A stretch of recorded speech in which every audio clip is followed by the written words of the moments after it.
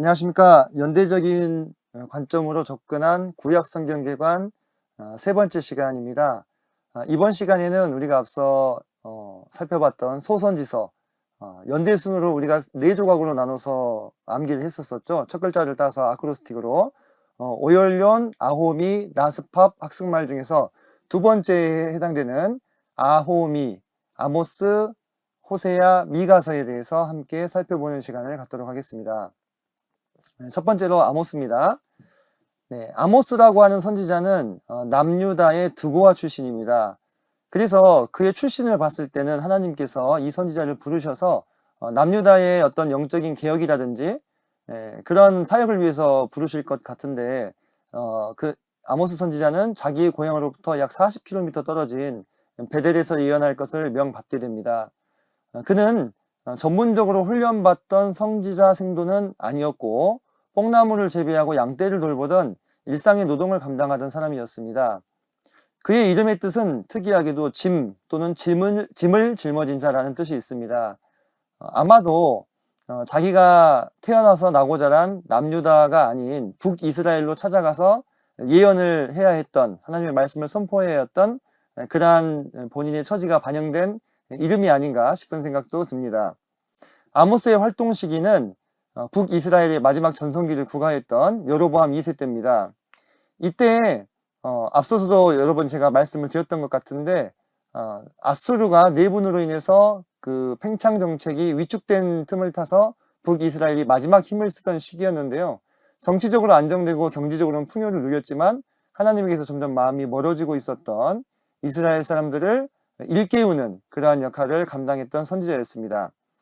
이 선지자는 우리가 관찰해 보건대 이스라엘을 둘러싼 열방에 대한 해박한 지식을 가지고 있었고 또 5가지 환상과 회복에 대한 약속의 말씀을 우리에게 전해줍니다. 아모스의 키워드라고 한다면 벌을 내리리라 이런 표현을 우리가 좀 기억해 볼 수 있겠습니다. 아모스의 계관을 크게 4가지로 꼭지를 잡아본다면 열국의 공정한 심판에 대해서 그리고 이스라엘의 죄와 벌에 대해서 5가지 환상과 언약에 대해서 이야기하고 있다. 이렇게 간단하게 좀 개괄을 할 수 있겠습니다. 먼저 아모스서는 1장부터 이스라엘을 둘러싼 여러 열방에 대한 심판의 예언을 나열하고 있습니다. 그래서 다메섹, 블레셋, 드로, 에돔, 암몬, 그리고 모압, 그리고 유다와 이스라엘에 이르기까지 하나님의 본래의 뜻을 어긋나서 우상 숭배에 빠졌던 그 모든 열국에 대해서 하나님의 준엄한 벌이 내려질 것을 말씀하고 있습니다.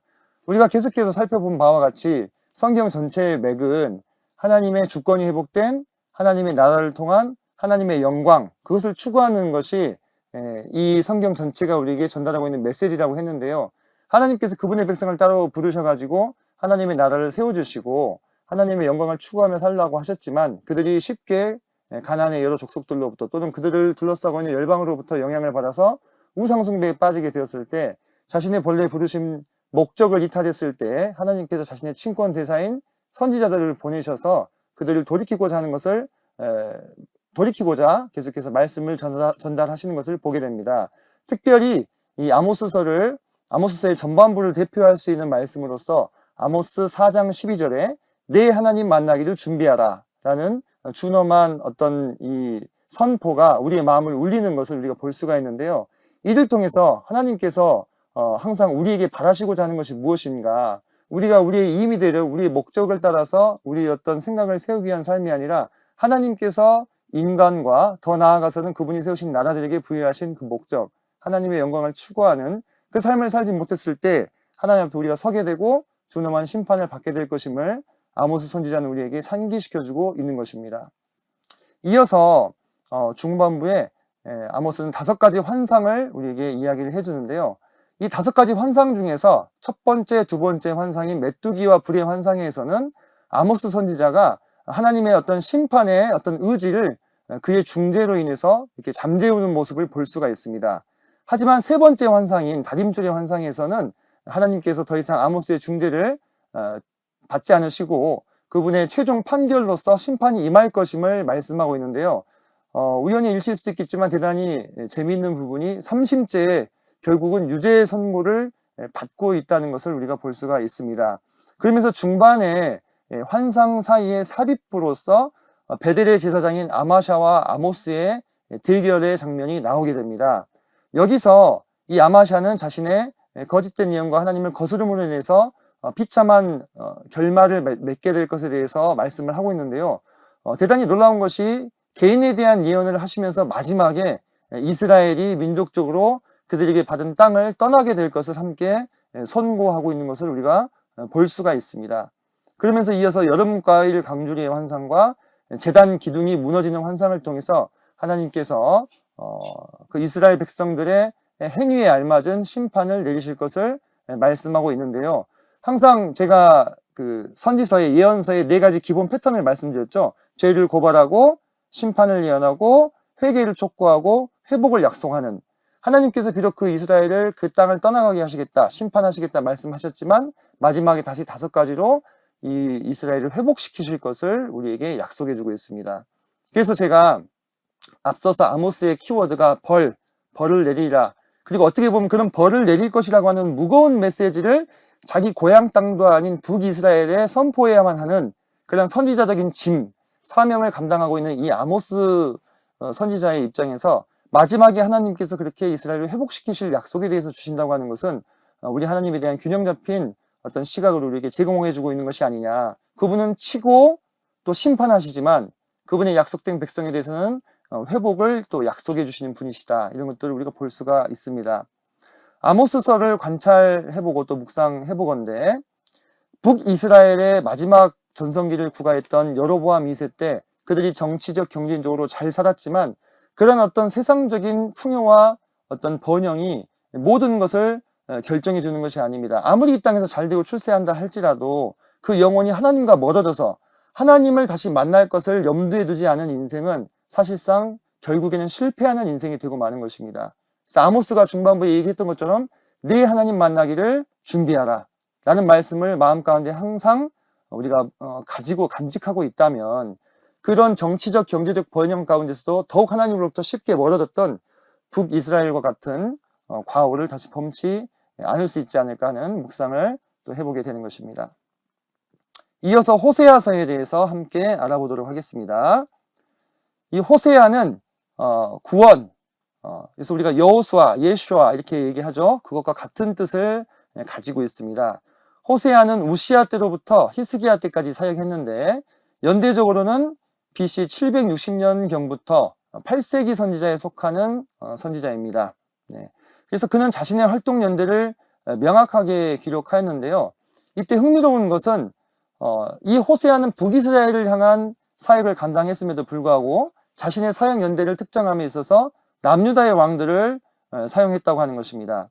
아마도 이것은 이 호세아 선지자가 선지자로서 우상 숭배를 행하고 하나님을 멀리 떠났던 북이스라엘의 왕조보다도 중간중간에 악한 왕은 있었지만 그래도 전체적으로 다윗 왕조를 계승하면서 하나님의 뜻 안에 머물려고 애썼던 남유다 왕조를 더 정통이라고 생각했기 때문이 아닌가 이렇게 볼 수 있겠습니다. 호세아 선지자, 호세아 하면 아마 성도님들께서 잘 아시는 부분이 음란한 아내였던 고멜을 맞이해서 그를 용서하고 다시 관계를 회복하는 그 아마 장면을 많이들 떠올리실 것입니다. 하나님께서는 이를 통해서 하나님을 멀리 떠나서 영적으로 간음을 행하고 우상숭배에 빠졌었던 이스라엘과 그들을 회복시키시기를 원하는 하나님과의 관계를 우리에게 조망해주고 있다 이렇게 볼 수 있겠습니다.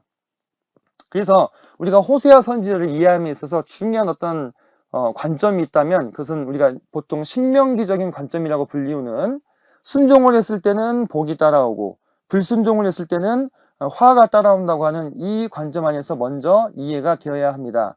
하지만 호세아 선지자는 거기서 그치지 않고요. 이 신명기적인 관점에서 역대기적인 관점으로 나아가는 것을 보게 되는데요. 그것은 하나님께서 이스라엘을 선택하셨기 때문에 주권적으로 이스라엘을 자기 백성 삼으셨기 때문에 이제는 그들의 어떤 행위의 여하에 관계없이 그들을 회복시키시고 그들과 함께 영원한 언약을 맺으시겠다고 하는 그런 역대기적인 관점으로 나아가는 두 어떤 커다란 관점을 함께 관찰할 수 있는 대단히 소중한 선지서가 아니냐 이런 말씀을 좀 드릴 수가 있겠습니다. 자, 괴간을 보시면 먼저 호세아가 고멜과의 결혼 그리고 고통스러운 결혼 생활을 하게 되는 것을 보게 되는데요. 이를 통해서 하나님께서 그분이 택하신 백성이었던 이스라엘이 하나님을 멀리 떠나 음란하게 우상을 숭배했던 그분의 어떤 심정을 호세아에게 구구절절하게 이해시키시고 이를 통해서 메시지를 전달하시는 부분을 볼 수가 있겠습니다. 그리고 불순종에 따른 형벌에 대한 이야기가 나오고 최종적으로 여호와께로 돌아가자, 이러한 호세아의 호소가 이 호세아서의 큰 네 가지 꼭지를 이루고 있다, 이렇게 말씀을 드릴 수가 있겠습니다. 호세아의 계율을 살펴보면요, 자 1장부터 3장까지 호세아가 고멜을 맞이해서 자식들을 낳게 되는데, 그 고멜이 호세아 자기 남편을 떠나서 음란히 행했을 때 호세아가 다시 그를 찾아가서 하나님의 명령대로 값을 주고 자신의 아내를 되찾아오고 그에게 신실하게 행해 줄 것을 요구하면서 다시금 언약을 맺는 장면들을 우리가 볼 수가 있습니다. 그리고 호세아의 중반부에서는 호세아가 이스라엘의 지도자들, 제사장과 또 백성들, 이들의 죄를 낱낱이 고발하면서 이들이 다시 회개하고 하나님께로 돌아올 것에 대해서 구구절절하게 강조하고 있는 것들을 우리가 볼 수가 있습니다. 그리고 마지막으로 호세아의 후반부에서는 하나님께서 이 이스라엘에 대한 그분의 변치 않는 사랑을 계속해서 어필하시는 것을 볼 수가 있습니다. 내가 어떻게 너희들을 잊겠느냐, 내 마음이 온전히 내 안에서 불붙는 하도다, 이렇게 얘기하시면서 하나님께서 이들에게 이스라엘에게 자신에게로 돌아올 것을 말씀하시면서 그들의 미래의 말 회복에 대해서 가르쳐주고 계십니다. 자, 호세아서를 한번 묵상해 보도록 하겠습니다. 성도님들 어떻게 생각하십니까? 이 음란한 여인이었던 고멜과 결혼해서 결혼 생활을 해야만 했을 호세아의 심정에 대해서 한번 생각해 보셨으면 좋겠습니다.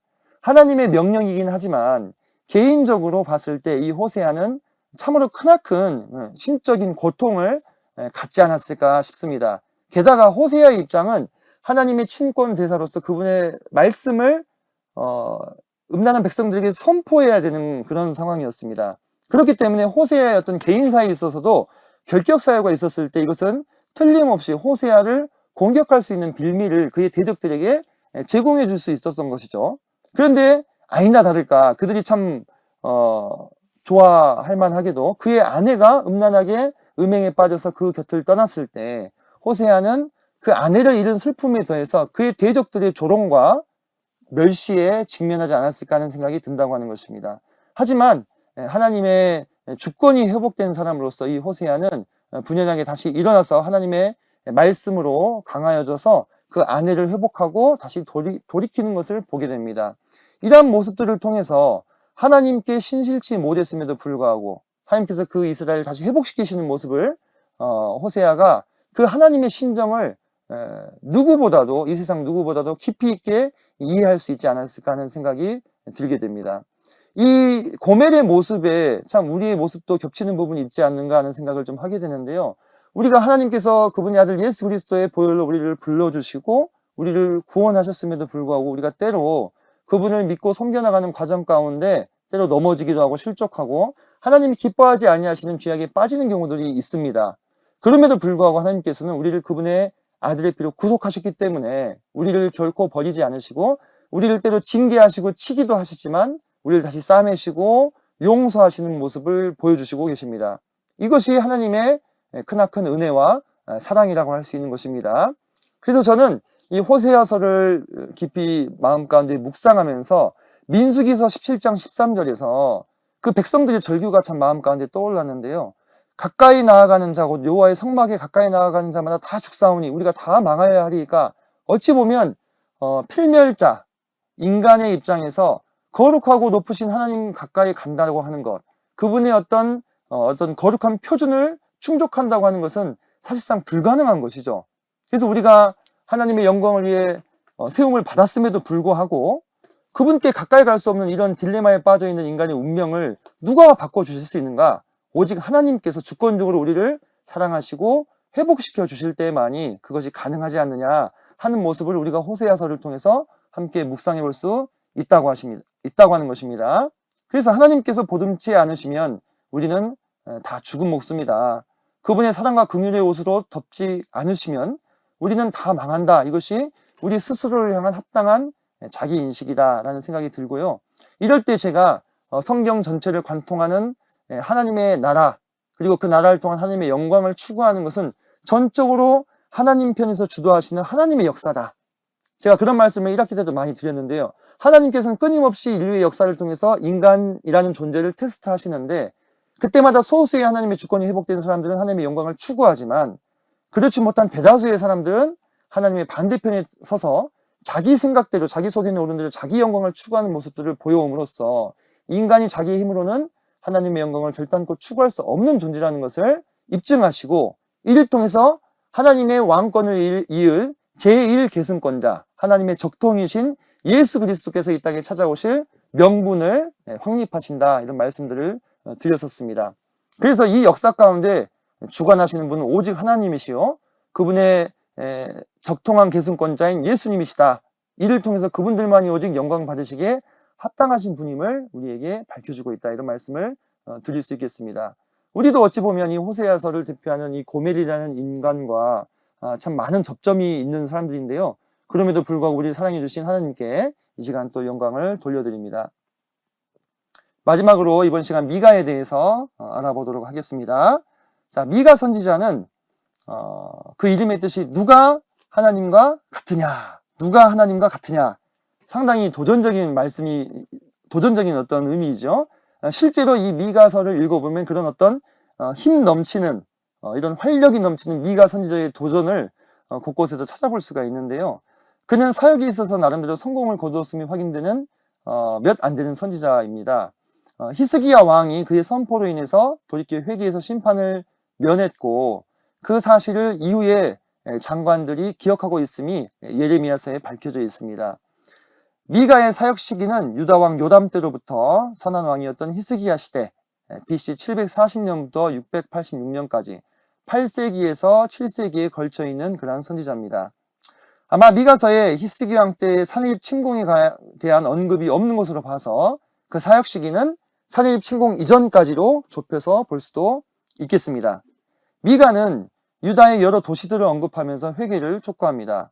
그는 지도자들의 폐역과 수탈을 낱낱이 고발하면서 또한 그 안에 그런 지도자들과는 대조되는 참 놀라운 다윗의 혈통이 오실 것을 예언을 하고 있습니다. 베들레헴 에브라다야, 너는 이 고을 중에서 가장 작지 아니하다 하면서 아주 놀라운 메시아 예언, 아주 강력한 메시아 예언을 우리에게 주고 있으시죠. 그리고 제가 말씀드렸던 이 선지서의 중요한 패턴인 죄를 고발하고 심판을 예고하지만 하나님의 은혜와 자비를 또 구하고 회복하고자 하는 패턴이 반복적으로 관찰이 되고 있습니다. 미가서의 개관도 크게 4가지 꼭지를 잡아본다면, 미가의 이름대로 누가 하나님과 같으냐, 그리고 미가의 신앙 고백, 그리고 장차 오실 왕에 대한 강력한 예언과 천국의 국민 헌장으로 불리우는 미가서의 좋은 구절이 하나가 채택이 될 수 있겠습니다. 자, 미가서의 개요를 보겠습니다. 미가는 처음에 1장부터 3장까지 해서 백성과 지도자들에 대한 심판을 선포하고 있습니다. 그러면서 그는 담대한 신앙 고백을 하는데, 나는 오직 하나님의 영으로 충만하여져서 이 모든 것들을 가감없이 남김없이 너희들에게 선포하겠다, 이렇게 누가 하나님과 같으냐라고 하는 그의 이름에 걸맞는 신앙의 고백을 하고 있는 것을 보게 됩니다. 그러면서 그들과는 대조되는 한 다윗의 혈통, 한 왕이 오실 것을 예언하는데요. 이를 통해서 하나님께서 주도하시는 평화와 회복, 그리고 장차 오실 왕과 그분이 주도하시는 심판에 대한 말씀을 전해주고 있습니다. 마지막으로 미가서 후반부에 하나님의 변론과 하나님이 원하시는 것들을 밝히는데요. 사람아, 주께서 내게 원하시는 것이 무엇인지, 하나님이 인자를 행하며 공의를 행하며 인자를 사랑하며 겸손히 내 하나님과 함께 행하는 것이 아니냐, 이렇게 천국의 어떻게 보면 국민 헌장과도 같은 그러한 말씀을 우리에게 남겨주고 있는 것을 미가를 통해서 확인해 볼 수가 있습니다. 미가의 관찰과 묵상을 한번 보겠습니다. 미가 선지자는 예루살렘에서 남서쪽 약 32km 정도 떨어진 가드 모레세 출신으로서 동시대의 활약한 선지자로는 이사야 선지자가 있겠습니다. 이사야 선지자는 상대적으로 신분이 아주 높은 왕족 출신의, 왕가에 아주 가까운 친족 출신의 선지자로 살펴지는 반면에, 미가는 그보다는 훨씬 더 낮은 그러한 신분의 선지자였을 것으로 생각이 됩니다. 그러나 이사야 선지자든 미가 선지자든 모두 하나님께서 그들을 불러주신 그 삶의 현장 안에서 그들의 사역을 각각 담당했던 것들을 우리가 볼 수가 있습니다. 그러면서 미가는 심화되는 빈부격차에 대해서 신랄하게 고발하면서 여러 죄들로 인해서 유다와 이스라엘이 심판받을 것을 준엄하게 경고하고 있습니다. 어떻게 보면 그의 신분을 생각했을 때는 대단히 그때 당시에 우리가 배경을 생각해 봤을 때 신분을 넘어서는 그러한 발칙한 발언들을 많이 했다고 볼 수가 있겠는데요. 제가 1, 2강에서 말씀드렸다시피 이 선지자들의 정체성이 무엇이냐, 이들은 하나님의 친권 대사로서, 하나님의 대변인으로서 하나님의 예언과 말씀을 받아서 선포하는 자들이었기 때문에 자신의 신분과 상관없이 담대함을 가지고 그들 앞에서 하나님의 말씀을 선포할 수 있었다고 하는 것입니다. 그리고 미가서 5장 2절에 앞서 살펴봤던 메시아에 대한 강력한 예언을 성취함에 있어서 우리가 신약을 통해서 살펴보건대 로마의 황제였던 아우구스투스가 명을 내려가지고 천하의 모든 민족으로 자기 고향으로 가서 호적하라 라는 명을 통해서 원래는 베들레헴에 살지 않던 요셉과 마리아 부부가 자기 고향으로 내려와서 메시아 예수 그리스도를 출생하는 그와 같은 장면들을 뒤에서 확인할 수가 있는데요. 이러한 것들은 마땅히 하나님 나라의 제1계승권자이신 예수님에 관련된 예언을 성취함에 있어서 또 그분의 오실 길을 준비함에 있어서 그때 당시 세계 최고의 제국이었던 로마 제국의 황제라 할지라도 당연히 보조를 맞춰서 하나님의 쓰임을 받고 있는 장면들임을 우리가 또 확인을 할 수가 있겠습니다. 여기까지 해서 제가 아모스와 호세아와 미가 두 번째 조각에 대해서 구약 성경 기간을 살펴보았습니다. 이상으로 세 번째 시간을 마치도록 하겠습니다. 감사합니다.